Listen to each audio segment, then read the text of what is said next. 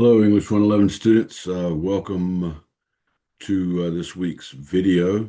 This week I'm going to show you what we'll be doing for week 5. We are more than halfway through the semester now, starting the last half of the semester. So I know it's accelerated and fast and things are coming at you in a hurry, but we're almost there. So just stick with us and we're going to be doing fine. You're all doing well. Thank you for your submissions.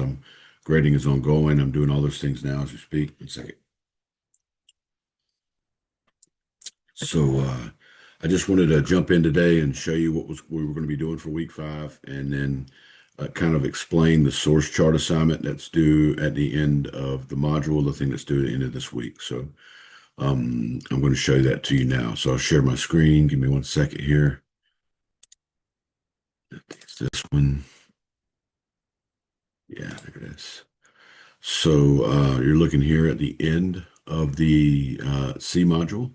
And you can see that there's only a D module and then a E module that's left after that, and then a very short F module. The last F module is very short at the end.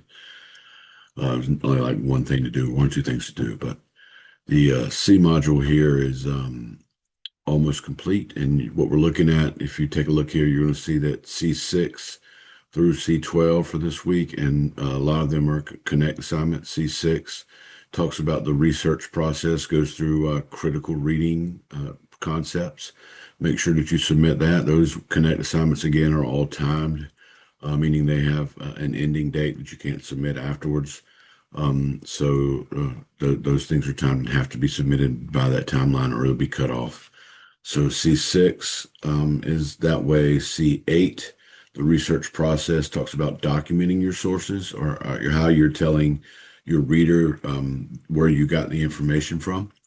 So that's another Connect assignments. Again, I've reduced the concepts in these Connect assignments so they're not so long. I've gotten a lot of feedback from my students that says they're way too long, so I cut them back. Another one, C9, the research process, incorporating source materials. That means this teaches you how to use the materials that you're using in your research. If you find an article you want to use sources from it, you want to use quotes or direct summaries or summaries or paraphrases from the source. You want to mix that up, remember. Then this tells you how to do that, how to incorporate it into the paragraphs. There's some other things inside the folder there that might be helpful for you too. And then C11 is a Connect assignment where you are doing the self-assessment and reflection piece. Again, this is one of those, you submit it and then you submit it like your what you've written, your source chart, and then the Connect assignment asks you to use the wheel process to talk about what you've done in the essay to kind of assess what you've done, if you've done the things you're supposed to be doing in the assignment, and then to reflect on it as well. So to write a little bit about what you thought about why you were doing that or why you did the things you did. That's that type of assignment there. It's a Connect one. Again, it has a hard deadline of the 22nd. And then that's all for the Connect assignment. So I'm going to go back through now. Those are all Connect assignments, starting with C6. Now, the C7 is an MLA guide and some resources. So that folder just gives you a lot of information on how to use MLA format when you're using resources, how to paraphrase, how to quote, how to summarize, and the balance that comes between those. So just go through those assignments and then mark them reviewed as you can complete them. Connect. Then C10, that's what we're going to look at here in a second, is the source chart assignment and the instructions and the resources for it. That's the large thing that's due at the end of this module. I hope some of you have taken a look at that, as all these things have been visible since the beginning of last week, since the whole C module has been visible.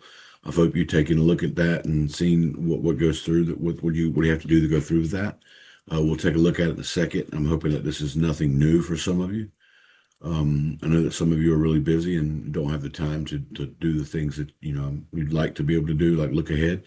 But I'm hoping that some of you have been able to do that. So this is the source chart assignment, instructions and resources. First, it goes through the instructions. And what you're looking at here is this is a chart that shows you how to do this. But what you see on the left is the thing that you have to do, right? This is a chart that explains this information. This is what you have to do on this left side over here. the criteria side. And then over here is an explanation of that criteria and the resources on how to find it. On the right side over here is an example of the completed criteria that's being asked for over here. So you're seeing an example of it over here. So this is what yours will look like on the right-hand side. All this information over here in this column on the right-hand side will be what yours will look like when you're completed. Your chart that you submit will only have two columns in it. This one, the criteria column, and then yours, the information that you've completed. It won't have the explanation of where you got it in the source chart assignment that you submit. But if you look through, what you're supposed to do is choose three of the strongest sources that you've located for your research paper. Now, you've been doing research on this concept that you're supposed to be doing an essay about in the next unit. And then what you're going to do is you're going to talk about the best resources that you found, the three that you're most excited about for that cultural concept. You're then going to review the explanation and example here below, and then use the template that's down further below to complete the source chart. And then there's a paragraph that comes for each one of the sources after the source chart. You'll see as we look at it. So what you're supposed to do is look first for the works cited citation, and how you find that is by going to the text book chapter 20, or by this MLA Style Center over here. You'll see an example of one. It has the author's last name, comma, first name, period, and then the name of the article that is being referenced, attached to technology and paying a price. Notice that the punctuation is inside of the quotation marks there, and that information is cited as an article, so you'll see that it has quotation marks around it. This is MLA citation. I'm not going to go through all those, but I'm expecting you to know that there are rules here. It's not just a bunch of words in a row. And if you're using the automatic generation citation generator, you've got to check behind it to make sure that it didn't make mistakes, because it does. So these are exactly what you're supposed to do with the hanging indent and everything here. You see how a hanging indent looks like the exact opposite of a paragraph. In a paragraph, you indent the first line of that paragraph, and then every other line is back on the margin. And in this case, the first word is over on the margin, the first line is, and then the second, third, fourth, and so on are all tabbed over. You do that through Word by selecting all the information and going up to paragraph, and then selecting indent paragraph. So I just wanted to talk about that a second. I'm not going to, there's some resources that go through all that stuff. You're not going to hear that come from me. It's rather boring and something that you have to review on your own. And if you're doing all of the GPS activities at the end of the unit, the one you're supposed to do at the end of the unit, the ones you're supposed to be doing the whole semester, do those. Notice that there's not just a uh, website address here. It's not just that. There's all this information. This next information is the source that it comes from. It's a newspaper article, comes from the New York Times on this date here. Then there's a punctuation there, and then the date that it was accessed on 21 January 2020 with a period at the end. So every one of these that you find, the three you're going to use, will have some type of citation here. If it's an article, if it's a book, if it's an online source, if it's an interview, whatever it is, it's going to have a different type of format for each kind of source that it is. You've got to look that information up. It's helpful to do that. Sorry, let's move this. Then you have to talk about what type of genre it comes from. Any of these can be used, and all of them can be used, or more that you might find can be used as well, as long as they're credible. So you're looking for now at peer review journal articles, newspaper articles, online articles, magazine, textbooks, books, government agency, publications, professional organization. Then you list what it is. This one is a newspaper article. You talk about what type it is. Is it a scholarly article, a popular article, a gray article, or a trade article? Here, this document here, they open this up and it'll tell you exactly what types of sources are available to you and what makes them such. If I open it, I think you should be still seeing that. Let's see. Yeah, you're still seeing that. Can you see this? I'm not sure if you can. I don't want to waste the screen time trying to do that, but open that document there and it goes through every one of the types of sources that there are: scholarly, popular, gray, or trade. If you're not sure let me know and I'll help you out. I'll help you to find that out. I've had several emails in the past of students asking me which type of source is this, and I don't mind answering that at all if you're not sure. But go through that list there to find out what type of source it is. Then your evaluation. Regardless of the genre and the type, you should only use sources that are reliable. How do you know that this source is reliable? Where do you find that information? Well, you can go to textbook chapter 17, and here's a checklist to use to find out if it's reliable. So this checklist will give you the information that you need to know to look through to make sure that this is a reliable source. Then you have to write a little bit about why you know it's reliable. According to New York Times, this author is a best-selling author and a Pulitzer Prize-winning reporter for the New York Times who focuses on. So what happened was this person went and found some information that talks about this author, right? This makes him qualified to write on this topic. Additionally, the New York Times is a well-respected, blah, blah, blah. Down below here, the next thing you're going to do is have to include a summary sentence. And notice also that this is shaded green. This summary sentence here is shaded green. Compose a one-sentence summary of the entire source that includes the author's name, the title of the source, the genre, and the central point or thesis in your own words, not a quote. It says, try using one of the sentence frames below to get started. In James Smith's scholarly article, blah, blah, blah, blah, or in her book, this. She uses the methods to analyze best practices. Whatever it is, you're summarizing it. So look at these examples, and then you'll see here an example that they've written for you. It's a one-sentence summary, just one sentence. Down below that, I'm going to ask you from the source to find a quote that would help you to explain one or more of the source's most relevant ideas to the topic that you've selected. Make sure that it's only 1 to 2 sentences. So what you'll see here is they've pulled a quote from the source and put quotation marks around it with punctuation on the inside to remind themselves of that it's not your words, but the author that you're quoting. What you're going to do then is paraphrase that quote. Notice this is also green, shaded green over here on the left-hand side. These are different. These one elements here that are shaded green, you'll see below there are special instructions for those. The next one, paraphrase that quote. Use your own words to explain what the quote means. This is covered in textbook chapter 18, and don't be careful to avoid plagiarism by using this resource. Here you'll see an example is working on multiple tasks at the same time can compromise our ability to focus on just one task. So what they did was paraphrase that quote. Remember, we want you to be able to quote people, but what we want you to be able to do is synthesize the quotes or take the information, prove that you understand what it means, and put it in your own words and to be able to tell someone else what it means. That's the important thing that's going on here. That's the concept. Not only do that, but as you see in the next green shaded block, we want you to be able to integrate and cite the quote that you're using. So integrate this quote into a complete sentence with a correct in-text citation. Remember that integrating quotes is covered here. And then also MLA Citation Help Textbook Chapter 20. Remember, if the source has page numbers, don't forget to add the page numbers. The internet doesn't have page numbers. If you find a copy of an article on the internet that has page numbers, use the page numbers. So you'll see here that what they did was integrated the quote according to journalist Matt Ritchell.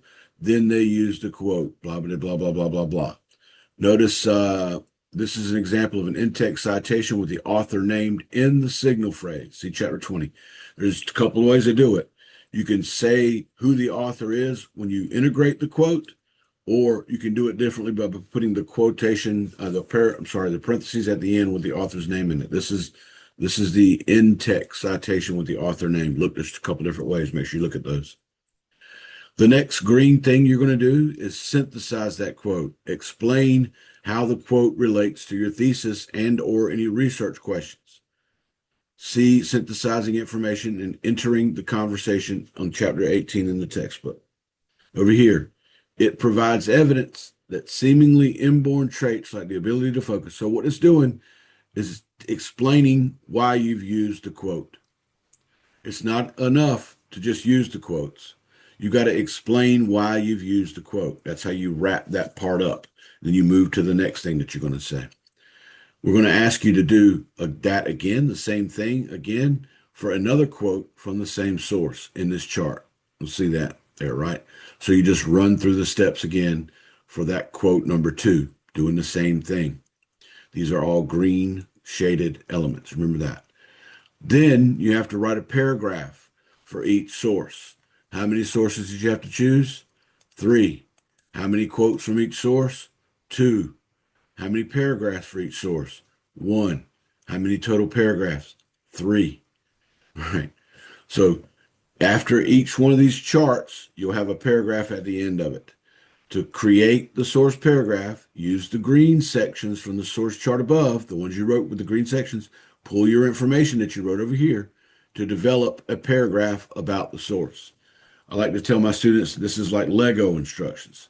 They're telling you what to build for one piece, then telling you what to build for another piece, and then at the end, this final Lego instructions has you put those two pieces together to create that one Death Star or Harry Potter building or whatever it might be that you're creating if you're into that type of stuff. I love Legos, always have since I was a kid. I'm glad they're still around. My kids love them too. Well, there we go. To create this paragraph, use the green sections from the source chart to develop that paragraph. The paragraph should use the information in the same order it's listed on the chart. The summary sentence, paraphrase number 1, integrate and cited quote number 1, the synthesis, paraphrase number 2, integrated or cited quote number 2, and then synthesis number 2. This color-coded version may be helpful to see how to arrange the items from the chart into the paragraph. Look at this chart here. Look at this example. As you compose the paragraph, remember to revise your word choice from the chart to clarify the concepts and to add transitional words or phrases to connect ideas. For example, in the sample paragraph below, notice that some of the wording is revised from the example up here, and transitions have been added to the source chart sentences to refine the paragraph version. So what this means is you didn't write these things in the chart thinking that they were going to be in a paragraph. Now you have to put those things together, but then add the stuff in between that makes it flow like sentences. Paragraphs should flow from sentences to sentence to sentence to sentence. Take a look at how they did that. If you were to take these things from the green section and just plop them in a paragraph and then compare that paragraph to the one that's written here, you'll see the difference in the way that they did those. Okay, so do that. Look at that information. And then remember that when you do this, for you all, you can use AI to edit or revise, but you can't use it to write anything that you're writing. You can get help with revising or editing the content, but you shouldn't use AI to write the content for you at all. Don't. I'll just stay away from it. The sample source chart is here. Take a look at that, how that's done. Then the template is here. So if you open that template, you're going to see that it's kind of like this. It's a chart that has you put in the information. You just plug it in, and then you'll write the paragraph below it. So what you'll do is open that template, go ahead and start popping it in there, popping your information, save that template, and then you'll submit it at the end of this module in a different folder. Here's the rubric where I'll grade those. Make sure you take a look at that so that you understand how that's being graded. I don't want to hold you up too much. This lecture is already really long. So I'm going to stop that share and tell you that that's what's going on this week. Remember that source chart assignment's due at the end of the week. So go ahead and get busy on that. Let me know if you're having any issues. I'm open for questions. I don't have problems with answering questions from you. They might not be answered right away, especially on the weekends or late at night, but I try to get to them as best possible. Thank you for listening, and I hope you have a great week. Thank you.